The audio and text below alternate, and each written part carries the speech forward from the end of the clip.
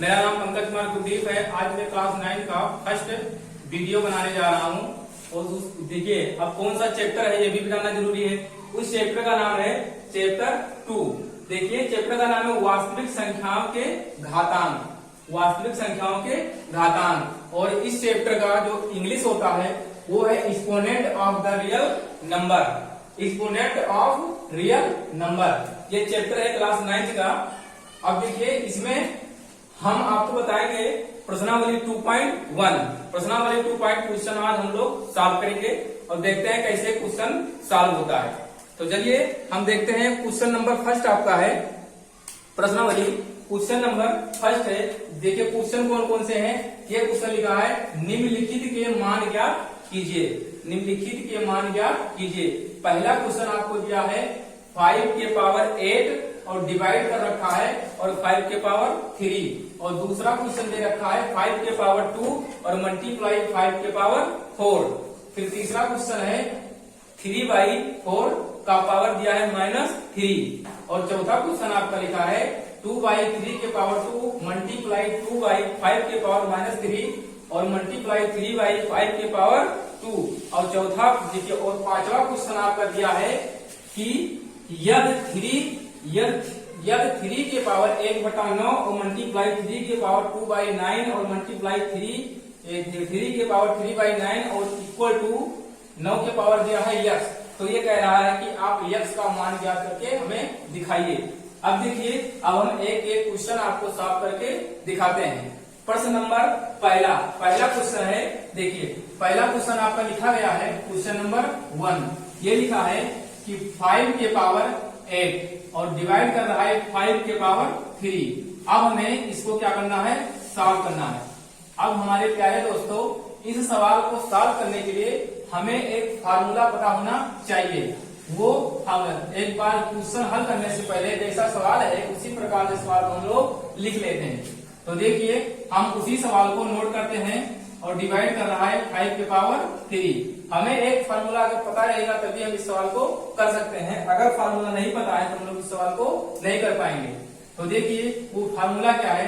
लिखा है x का पावर m और डिवाइड x का पावर n। ये बराबर होता है x का पावर m माइनस n। अब देखिए ये फार्मूला कैसे अप्लाई होगा। ये कह रहा है कि देखिए जो नीचे लिखा होता है उसको हम लोग बोलते हैं आधार और जो ऊपर लिखा होता है उसको हम लोग बोलते हैं घातांक। क्या बोलते हैं, घातांक बोला जाता है। फिर देखिए और यही कह रहा है कि x का पावर m और भागे x का पावर n। तो बराबर फार्मूला बन के रेडी आपका होता है x के पावर m माइनस n। इसी फार्मूले के सहायता से हम लोग इस क्वेश्चन को क्या करेंगे, सॉल्व करेंगे। अब देखिए ये क्वेश्चन कैसे सॉल्व होता है। देखिए अब देखिए अब यहाँ पर देखिए ये आपका लिखा है 5 के पावर क्या लिखा है 8 और भागे कर रहा है 5 के पावर 3। अब इसको हम सॉल्व करते हैं, इसी फॉर्म में लेकर आएंगे। ये जो प्रश्न है ये कह रहा है, ये सूत्र ये कह रहा है कि अगर आधार और आधार हमारा समान है, अगर आधार और आधार हमारा समान है और बीच में भाग का चिन्ह लगा हुआ है तो घातांकों को हम लोग घटा लेते हैं। इस फार्मूले का मतलब यही है। ये हमारा है फार्मूला। अब देखिए इसकी सहायता से कैसे सवाल को लगाया जाएगा। अब आगे देखते हैं। अब देखिए ये कह रहा है कि अगर हमारा आधार समान है तो हम लोग आधार को लिखते हैं एक बार और पावर को घटा देते हैं। तो हम आधार को लिखते हैं एक बार और पावर को घटा देते हैं। यानी कि यम देखिए 8 यम के स्थान पे यहाँ बैठा है 8 और यन के स्थान पे यहाँ बैठा है 3। तो ये आपका हो जाएगा 8 माइनस क्या हो जाएगा 3। और बराबर देखिए ये 5 के पावर 8 में से 3 को घटाएंगे तो कितना बचेगा आपका 5 बचेगा। कितना बचेगा 5 बचेगा। अब मेरे प्यारे दोस्तों किसी भी संख्या का अगर पावर जितना लिखा होता है उसको उतनी बार हम लोग गुणा के फॉर्म में लिख सकते हैं। अब देखिए इसको हम 5 मल्टीप्लाई 5 मल्टीप्लाई 5 मल्टीप्लाई 5 और मल्टीप्लाई 5 इसको लिख सकते हैं। अब देखिए इसको हम मल्टीप्लाई करते हैं। 5 हम 25 25 पंचे 125 25 और 25 पंचे 625 और 625 पंचे कितना होता है बता सकता है कोई 31 25। कितना होता है 31 25 होता है 31 25। ये हो जाएगा हमारा आंसर। दूसरा क्वेश्चन हमारा ये लिखा गया है 5 के पावर 2 और बीच में गुणे का चिन्ह है और 5 के पावर 4। देखिए दूसरा क्वेश्चन हम सॉल्व करते हैं।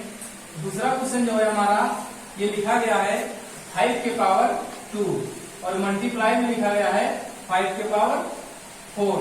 अब देखिए इसको कैसे सॉल्व करते हैं, इसको भी हम लोग सॉल्व करते हैं। देखिए इसको भी सॉल्व करने के लिए हमें पता होना चाहिए फार्मूला। उस फार्मूला है x का पावर m और मल्टीप्लाई x का पावर n। अगर हमारा कोई फंक्शन अगर आधार समान है और मल्टीप्लाई के रूप में है तो घातांकों को हम लोग जोड़ लेते हैं, ये हो जाएगा m प्लस n। ठीक है। अब देखिए अभी आपने इससे पहले वाले क्वेश्चन में पढ़ा था कि यहाँ पे चिन्ह क्या था, भाग का था। जब चिन्ह यहाँ पे भाग का था तो हमने क्या किया था, इसको घटाया था। लेकिन यहाँ पे चिन्ह क्या है, गुणा में है, तो इसको हम लोग क्या करेंगे, जोड़ेंगे। अब देखिए एक बार क्वेश्चन को इस फॉर्म में हम लोग लिख लेते हैं। तो लिखा गया है 5 के पावर 2 और गुणे में लिखा है 5 के पावर 4। अब इसको चलिए सॉल्व करते हैं। ये हमको इसी फॉर्म में लिखना है, तो ये हो जाएगा 5 के पावर आपका 2 प्लस 4। फिर देखिए ये 5 के पावर क्या हो जाएगा, इसको जोड़ देंगे तो क्या हो जाएगा आपका 6 हो जाएगा। कितना हो जाएगा आपका 6 हो जाएगा।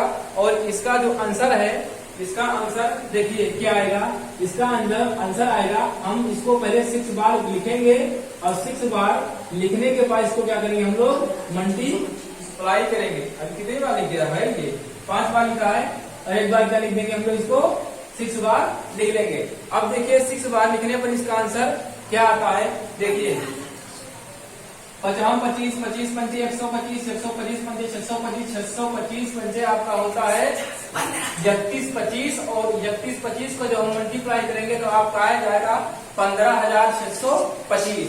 तो इसका जो फाइनल आंसर है आपका आ जाएगा 15,625। इसका क्या हो जाएगा, राइट आंसर हो जाएगा।